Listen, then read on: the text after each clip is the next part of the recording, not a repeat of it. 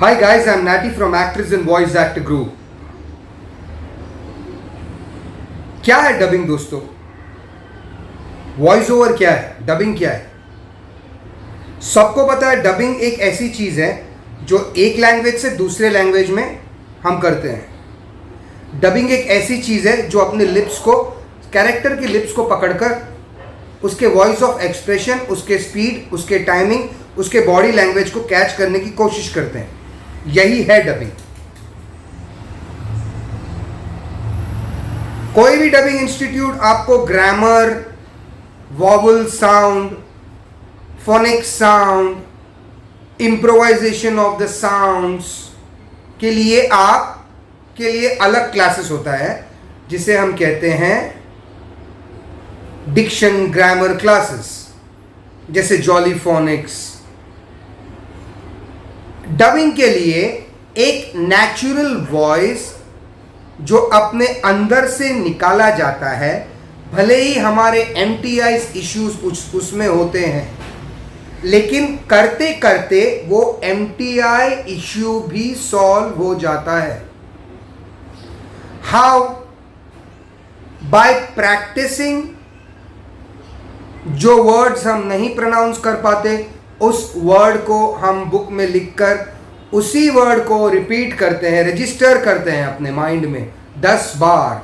जैसे कि किसी को स और श, शाम और शाम बोलने में तकलीफ होती है, किसी को कहीं और कहीं बोलने में तकलीफ होती है, किसी को फंबल आता है, किसी को र और र में तकलीफ होती है, किसी को प्रॉपर वर्ड्स प्रोनाउंस नहीं होता है, जैसे जीनियोलॉजी, जो जीनियोलॉजी को जीनियोलॉजी बोलते हैं, जैसे कि बहुत सारे इंग्लिश वर्ड्स है जिसको प्रोनाउंस करने में हमें तकलीफ़ होती है, या बहुत सारे ऐसे डायलेक्ट्स है, बहुत सारे ऐसे स्लैंग्स है जिसको हम नहीं बोल पाते। उस स्लैंग्स को, उस डायलेक्ट को हम लिखकर 10 बार प्रैक्टिस करते हैं, तभी जाके हम सीख पाते हैं।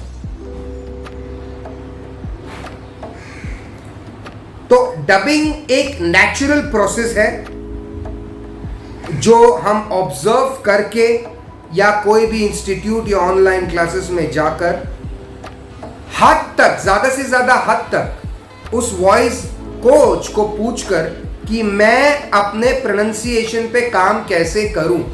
That's it. डबिंग ये नहीं कि हमारे MTI इशू को पकड़ कर अगर हम उसे सुधारने जाएंगे तो जिंदगी बीत जाएगी, वो MTI इशू ठीक नहीं होने वाला।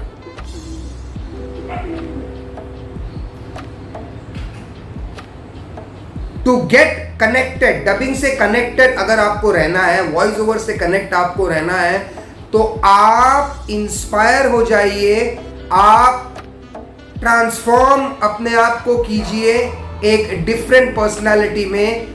अपने कानों को ओपन कर अपने आपके सामने जब स्क्रीन चल रहा है तो उस स्क्रीन को आप बहुत बारीकी से ऑब्जर्व कर उसकी लिप मूवमेंट को पकड़कर, उसके प्रोनंसिएशन को पकड़कर, अगर हमें वर्ड्स प्रोनाउंस नहीं करने आ रहा है तो उसका स्टाइल को पकड़कर बाद में हम वर्ड प्रोनाउंस करना सीख जाएंगे। और अगर वर्ड प्रोनाउंस करने के बाद भी हमें उस वर्ड का मतलब नहीं मालूम पड़ रहा है तो हम बाद में उसका मतलब भी जान जाएंगे। और अगर मतलब जानने के बाद हमें लाइन बोलने में तकलीफ हो रही है तो प्रैक्टिस करके भी वो चीज़ आ जाएगी।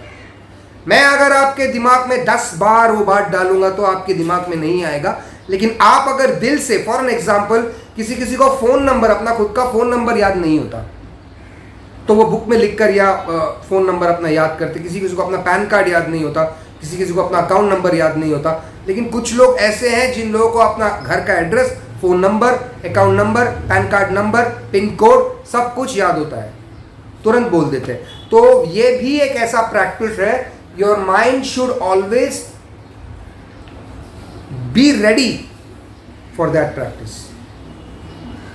ये दिमाग से हटा दीजिए। अगर कोई कोच आपको स्लैंग्स, कोई कोच अगर आपको आपके शब्दों को सुधारने की कोशिश कर रहा है, अगर आपके प्रोनंसिएशन को सुधारने की कोशिश कर रहा है, तो NFDC, national school of drama में भी जाकर वो नहीं होगा।